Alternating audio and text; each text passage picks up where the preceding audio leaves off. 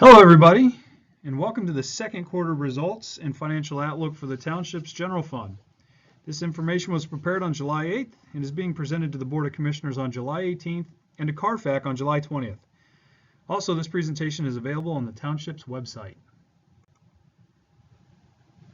The agenda for this presentation will include a complete look at the General Fund's second quarter results and how things might look at the end of the year, as well as we'll take a quick look at how the sanitary sewer and stormwater fee revenues performed as well. The General Fund summary. Overall revenues are expected to meet expectations with mixed results. Real estate taxes hit their collection targets almost exactly. Development in terms of permitting and engineering revenues continue to be very strong. Recreation revenues are hitting their marks. And then on the other side, police enforcement and parking revenues continue to lag expectations. And now that we've been through the May 15th filing time, we can report that the BPT and the business privilege and the mercantile taxes are ahead of 15 actuals, but are not hitting the growth target that we expected for 16. And we'll get into more details on exactly what those look like here momentarily. At the same time, the audit income from the BPT and mercantile activity is ahead of expectations, which is offsetting some of the lagging regular revenue. On the expense side, overall the expenditures are in line with expectations to date. There still are a couple timing differences that we're working through. Departmental spending is less than budgeted on the aggregate. The mild winter continues to save the township significant amounts of money in the highway department. Payroll related costs are slightly below budgets. And then there are some larger variances in the departments that are a result of timing differences that I'll get into here momentarily. So taking a look at the general fund revenues, the total revenues, it's estimated for 16 to be about 34 million. At the halfway point, we should have expected to collect roughly 77% or 26.2 million. Actual collections are right at expectations at 78 or 26.5 million. We're getting to this mark through mixed results that I just noted, and I'll go into a little bit more detail here momentarily. Full year projections suggest that we should hit the estimated 34 million, and we still have several million to collect in terms of business taxes and some of the departmental revenues, so that projection can certainly change between now and the end of the year. On the expenditure side, at the total level, total expenses are budgeted at 33.8 million. And at the halfway point, we should have spent roughly 42% or 16.3 million. To date, we have actually spent 42% or 15.2 million, resulting in a positive variance of 6% or roughly $1 million. Now I'll get into that. Most of that million is made up from a timing difference, but some of the real savings include better than budgeted winter expenses, other than what was incurred as part of the blizzard. As well as payroll and related expenses continue to be below budgets. And as I touched on, there is a timing difference between when the OPEB expense will hit the general fund this year versus how it was accounted for in prior years, which is creating that roughly $900,000 of that 1 million positive variance. So that's why I say that total expenditures are basically right at where we thought they'd be. All right, drilling into let's take a quick look at net revenues and cash balance projection. As reported last quarter, the township's cash balance is very seasonal, with most of the revenues being collected in the first 5 months of the year. Based on actual results, the general fund cash balance is slightly better than budgeted at the end of June. The budget suggests that we should have net revenues of roughly 10 million at the halfway point. Actual net revenues is at 11.3 million, which is showing that $1.3 million positive variance. The reason for the variance were touched on the summary slides that we just looked at, and I'll drill in a little deeper, obviously most of which is the timing difference in the OPEB. But in terms of looking towards the end of the year, or at least at the halfway point, we are on target to meet our our budgeted ending cash balance and net revenues for the general fund. Now let's go into the revenues. We'll start with the real estate taxes.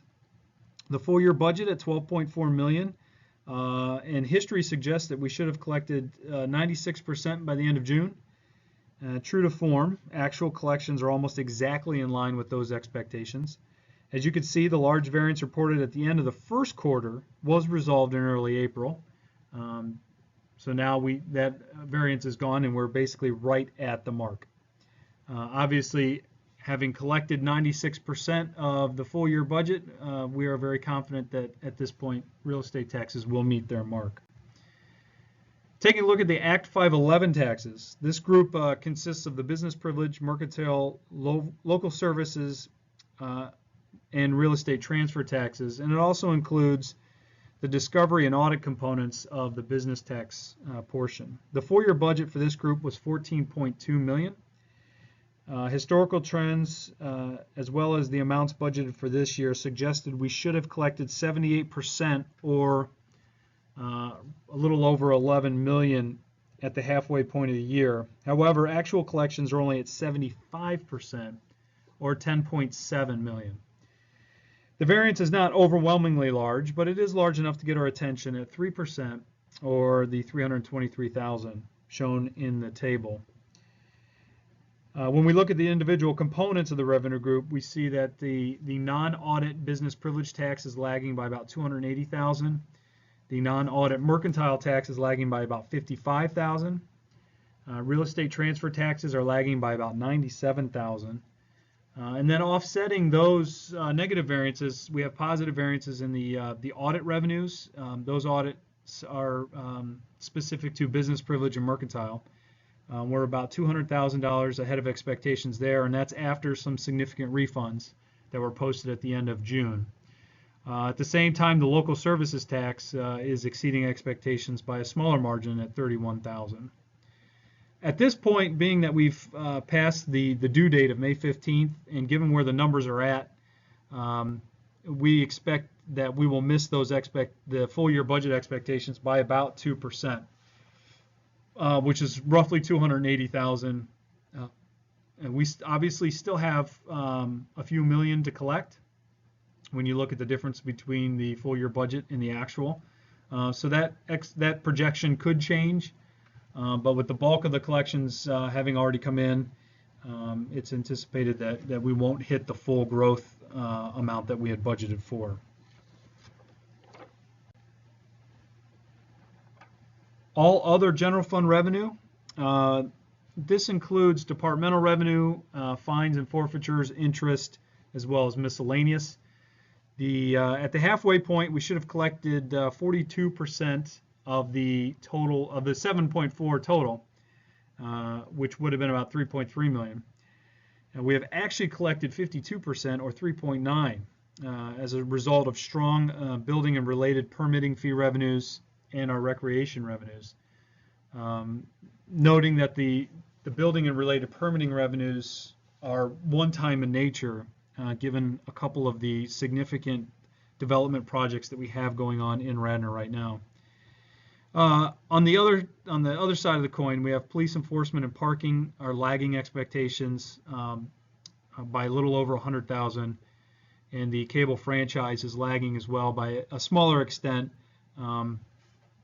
I draw attention to that one because in prior years, cable franchise growth has been almost like clockwork, and we've seen in the last 2 years that has begun to slow. So as we head into future budget cycles, that's something we're going to want to keep in mind. The full year projection for this group is based on the strong permitting revenues. We expect to exceed expectations by 10%, plus or minus. Okay, now let's drill into the expenditure side of the operating statement. We'll start with the administration group, which consists of administration, finance, the elected treasurer, and IT. Mixed results in this group are being shown in this group. As you can see, the administration is below budget, while finance is over budget. Admin is below budget as a result of better than expected legal costs, which is a very different place than we were. Very different than what we were projecting at the end of the first quarter. The second quarter was very light in legal expenses. However, that particular expense is very dependent upon the environment, so the projections on that can change very quickly. Finance is over budget as a result of a large catch-up payment to our contracted Act 511 discovery firm. There was quite a bit of revenue generated in 2015. Our agreement with that firm is on a percentage of revenue actually generated. So there was an expense paid in 16 for revenues generated in 15. Over time, that'll correct itself, but for this year, it's showing as though there's a large negative variance there. But again, keep in mind that is offset entirely by revenues generated. Next, the protections to persons and property group consists of the Community Development Department, the Police Department, the Emergency Operations Center, as well as the Township's contributions towards our surrounding or our contributing fire companies. Community development continues to perform under budget as a result of lower payroll and related costs, as well as lower contracted services. Police is over budget, but it is improving. The only transactions that's keeping them over budget at this point was the $110,000 workers' comp settlement paid in the first quarter. The savings generated from the vacant but budgeted police officer position is offsetting other variances within the department. Fire contributions appear to be over budget, but that's merely a timing difference in the payment to the Radnor Fire Company.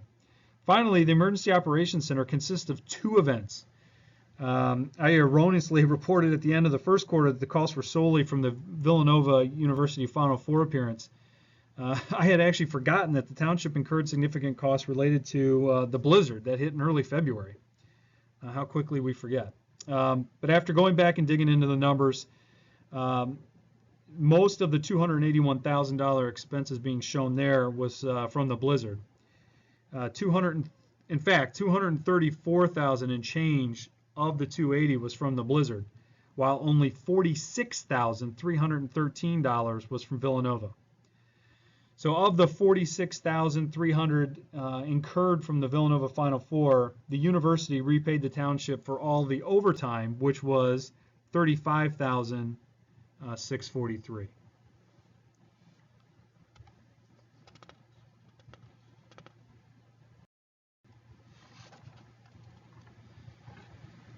Public Works is the next group and consists of the Building and Grounds, our Solid Waste and Recycling, Engineering, Highway, and Mechanics departments. Building and Grounds department is over budget as a result of significant HVAC repair costs at the Township building. Those were reported in Q1 and continue to mount through the second quarter. Engineering costs are coming in under budget as a result of higher than expected development escrow offsets, as well as the fact that there are fewer township paid projects coming out of this department. Most of the engineering costs being incurred currently deal with stormwater, the library building improvements, parks, or trails. And each of those all have dedicated funding outside of the general fund. Finally, the highway division, as reported, is significantly under budget due to the light winter costs. The savings being realized here are helping to offset the Emergency Operations Center variance in terms of the winter costs.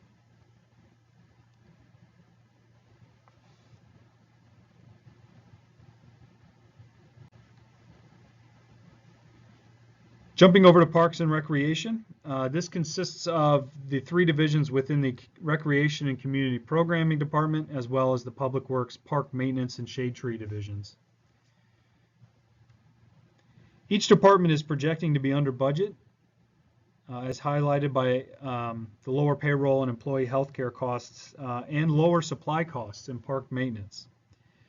There are some timing differences that were reported in quarter one with regard to recreational programming. Those continue to smooth out, but still are showing at the end of quarter two. Again, we feel that the budgeted expenses for the recreation programs in Sulpizio will, the actual expenses will meet what's budgeted.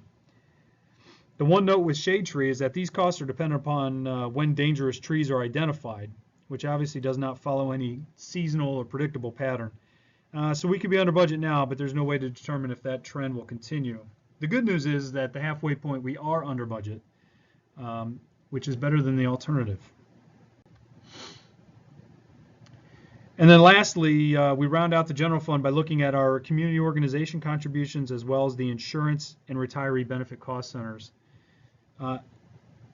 Activity in this department or in this group is occurring as budgeted.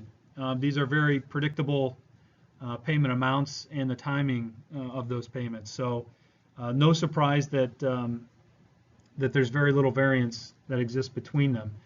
The one exception is with the retiree benefits, and I touched on this at the beginning.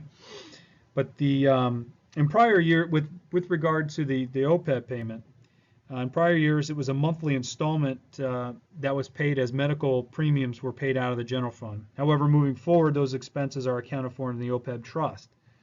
The general fund's obligation, so therefore, the general fund's obligation has shifted from paying the bill to funding the program. So it's basically working now in a very similar sense as the pension in the MMO. So what will happen is in September, when the township makes its when general fund contribution to the MMO, we'll at the same time make the general fund's contribution toward the OPEB funding as well, and that will resolve the timing difference that's shown there. And then as we move forward, the way that the formulas are projecting the activity, future years will capture the fact that a bulk of the OPEB funding expense is made in September, and we won't have this this large timing difference through the first 2 quarters of the year. That's it for the general fund. So let's take a quick look at the sanitary sewer rent. As you can see, actual revenues are significantly below estimates by roughly $422,000. This is a result of lower than expected water consumption in 2015. We anticipate that the RHM expense, that is roughly $4 million of the 5.3 collected, goes to RHM. So we're expecting the same or a similar type of reduction in the payment to RHM. We really won't know that until the 4th quarter. So in the meantime, any variance will be offset through reduced operating and capital costs out of the sanitary sewer fund.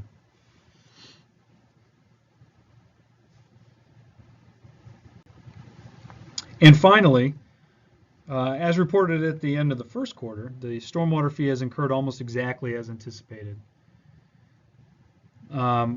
This marks the 3rd year in a row where these collections have met or exceeded expectations. It's been a very predictable and functioning revenue program, which is made it easy to budget and to predict the activity, at least from the revenue side, on what goes on in that fund. So that's it for the 2nd quarter update. I thank you for your time, and as always, please do not hesitate if you have any questions on this activity or anything else finance related. So until next time, we'll see you at the end of the 3rd quarter. Take care, everybody.